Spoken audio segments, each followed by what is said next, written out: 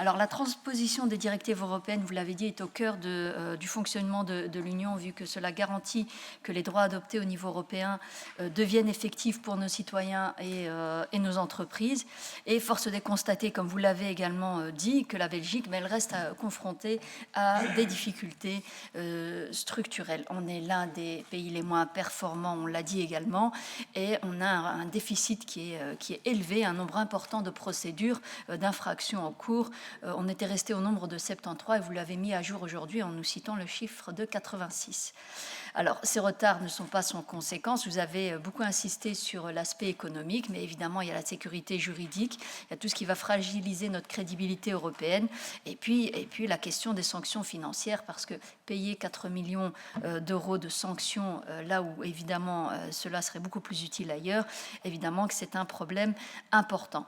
Alors, vous avez également cité quelques causes, et on les connaît, la complexité institutionnelle, la dispersion des compétences, les difficultés de coordination entre niveaux de pouvoir, voire entre cabinets, vous l'avez évoqué.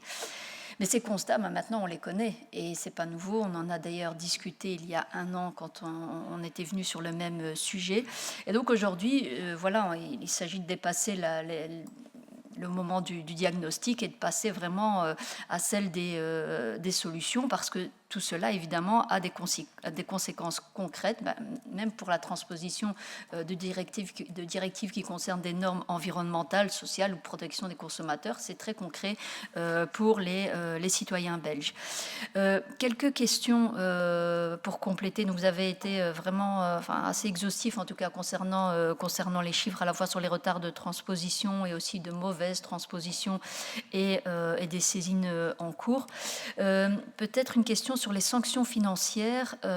Quel est le risque financier pour la Belgique aujourd'hui si ces retards persistent, donc sur les dossiers qui sont connus, parce que la fourchette que vous avez donnée est assez large de sanctions financières. Donc, est-ce que vous avez une évaluation de cela, comme vous rencontrez les partenaires comment régulièrement? Je suppose que vous leur rappelez aussi, mais le risque financier qui est là.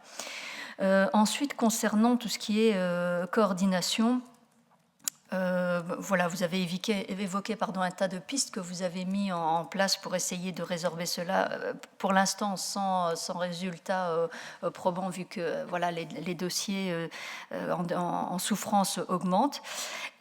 Comment vous comptez renforcer le rôle des eurocoordinateurs, par exemple, sur cet aspect-là?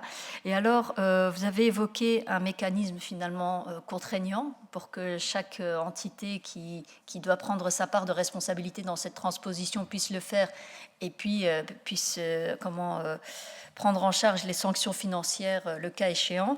Est-ce que vous avez également pensé à un mécanisme incitatif plutôt qu'un mécanisme contraignant? Et pour le reste, je pense que ce qui transparaît assez fort, c'est qu'on aimerait pouvoir s'éviter des amendes de cet ordre-là à l'avenir. Et donc, je suis impatient d'entendre vos réponses. Merci.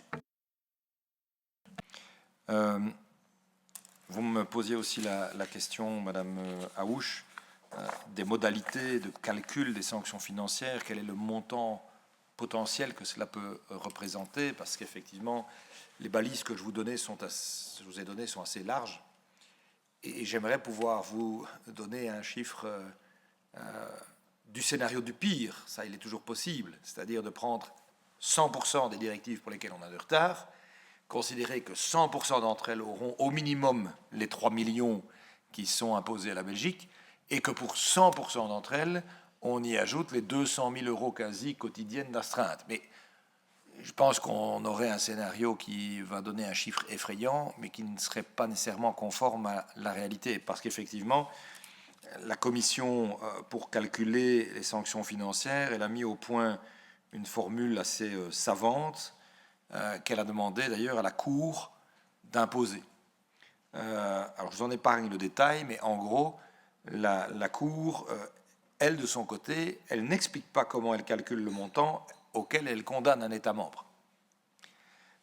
Elle tient compte, tout comme la Commission, de 2 facteurs, la durée de l'infraction et la gravité de l'infraction. Après, ça paraît faire l'objet de pondération dans un logiciel dont on n'a pas connaissance, on a peu de marge de manœuvre pour pouvoir agir et faire baisser le montant des sanctions lorsque nous devons nous défendre et tenter de convaincre que finalement tel retard est moins grave que tel autre. Bref, on sait juste qu'il y a une astreinte, donc qui est une somme minimale de 3 millions et 91 000 euros pour être précis pour la Belgique, avec la capacité de montant d'astreinte quotidienne entre 3 000 et 198 000 euros par jour. Mais donc à part se faire une projection et une idée de ce que ça peut représenter, je ne sais pas vous donner d'enveloppe précise. Pour ce qui concerne votre suggestion de faire un mécanisme incitatif plutôt que contraignant, dans l'absolu, ce serait génial. Oui. Je crains que si jusqu'à présent les entités ne se bougent pas quand elles risquent de perdre de l'argent, elles seront peut-être encore moins incitées à se bouger avec la perspective d'en gagner un petit peu.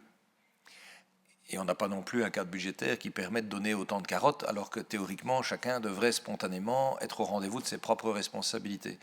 Donc je ne pense pas que je pourrais m'aventurer dans un mécanisme financier incitatif. J'ai le sentiment, au contraire, que c'est en frappant dans le budget de chacune des entités qu'elles seront susceptibles de bouger davantage. Vous m'avez aussi parlé du rôle des eurocoordinateurs dont vous souhaitez le renforcement. Dans mon exposé introductif, j'ai pu expliquer quels étaient les endroits où ce rôle d'eurocoordination avait pu être renforcé dans les différentes entités. Et puis, rappelons que leur rôle est prévu dans l'accord de coopération et par ailleurs qu'avec la banque de données centralisée Transbel, on peut espérer qu'il y ait aussi un gain d'efficience lié à cette centralisation de l'information. C'est la vocation même de cette banque de données. Donc si en plus elle a été développée et qu'elle coûte et qu'elle produit aucun résultat, il y aura toutes les raisons de s'en plaindre. Mais à ce stade, comme elle n'a pas encore été lancée, je ne peux pas encore lui faire mauvais procès. Je peux juste espérer qu'elle atteindra ses objectifs d'accélération du timing.